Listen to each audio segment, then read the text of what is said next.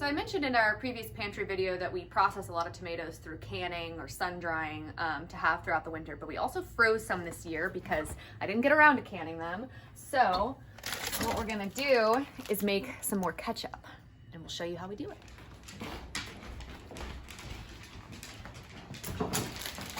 They take a long time to defrost when they're frozen like this. So we just put them, I have like a baking sheet under here to keep it from the condensation from getting on the table and some towels to soak it up, and we'll just leave them here until they're squishy enough to work with. So it's been a while, and as you can see, the tomatoes are very squishy. And I'll show you how the skin just comes right off, which is really nice. And another benefit of the freezing before doing stuff method is in the thawing process, a lot of the liquid just comes out of the tomatoes already, and you can just pour it off, which helps it thicken up a little faster. All right, so you'll see how easy it is to just squish them right out of the skins, put them in a pot, and then these skins, I'm actually gonna save these because you can dehydrate them and blend them up and make tomato powder. And I know some people don't digest tomato skins super well, but I think when they're powderized, at least we never have a problem with it, and it's a great way to add tomato flavor to things like chips or popcorn or, you know, anything you might want tomato flavor for.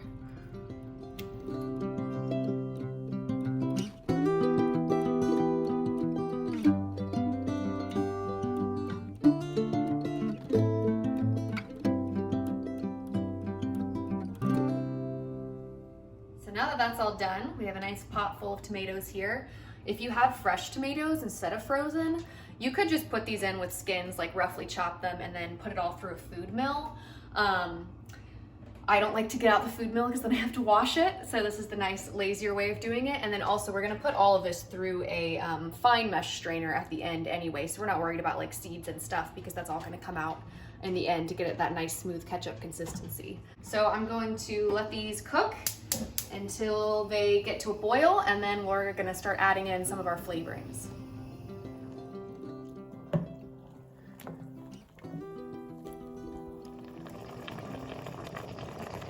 This has been simmering for about 20 minutes, and you can see it's nice and thick, and so I'm gonna just turn it off and let it sit for 20 minutes or so while I heat up the vinegar with the spices that we're gonna add. So I'm gonna do 1.5 cups of apple cider vinegar.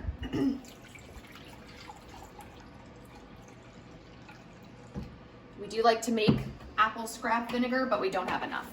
So, store-bought, but that's okay. And then we're just gonna heat this up. Oops. And the spices are kind of up to you. Since you're adding dried spices, it doesn't really affect the acidity, so you don't have to follow the recipe exactly. For that classic kind of Heinz ketchup flavor, we're gonna do some cloves. Just like a few. And then it calls for allspice, but we're gonna do our dried spice bush berries. People call this Appalachian allspice, and it has a really nice all spicy, peppery flavor, so we're gonna do a few of those. And then it calls for celery seed, which we don't have, but I made this celery salt from celery we have this summer, so I'm just gonna add in like a pinch or two of that for some celery flavor.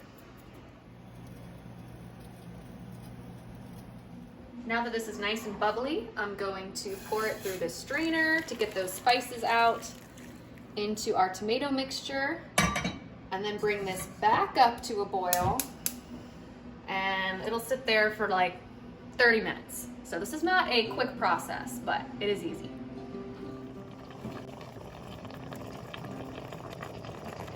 All right, this has been boiling for 30-ish minutes, and now we come to the most labor-intensive part of the process. We're going to strain it through this mesh strainer. And that's gonna really give you that silky smooth ketchup texture you're looking for. But first I'm gonna blend it up, just because that'll make it go through a little easier. Having this immersion blender makes that really easy. If you don't have this, you can just, you know, do it in batches in a blender.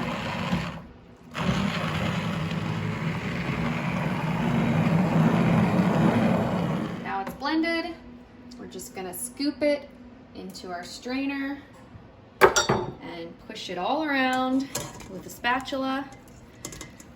And it takes a little elbow grease, but it's worth it because you're gonna see it's gonna strain out all the seeds and little like stringy bits of tomato flesh that you wouldn't want in your ketchup.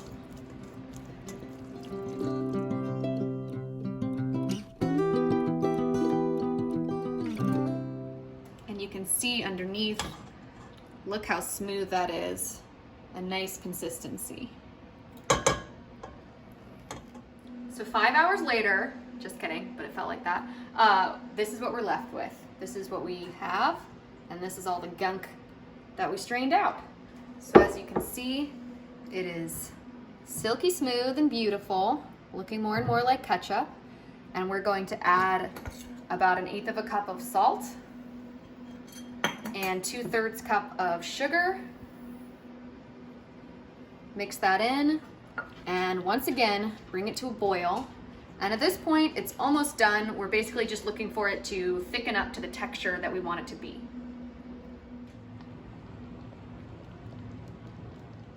All right, it's been probably 20-30 minutes, and we're definitely getting there. It's thickening up nicely. And something I want to mention is that by cooking tomatoes with heat, you're actually making them better for you. That's not true of every vegetable, but with tomatoes, lycopene, which is the antioxidant found in tomatoes, so it's, you know, anti-cancerous and all that, the heat actually breaks down the cell walls and makes it more available to humans. So you're doing yourself a favor. Alrighty, we finally made it. So we think this is a pretty good consistency. You could go further if you want to, it's really up to you, but remember that when it cools down, it will set up and get thicker. So now you just fill your jars. We're using these 1/2 pint jelly jars. And a funnel is very helpful. And you want to give 1/8 inch headspace. So that means you want to leave like 1/8 inch from the rim of the jar. So almost to the very top.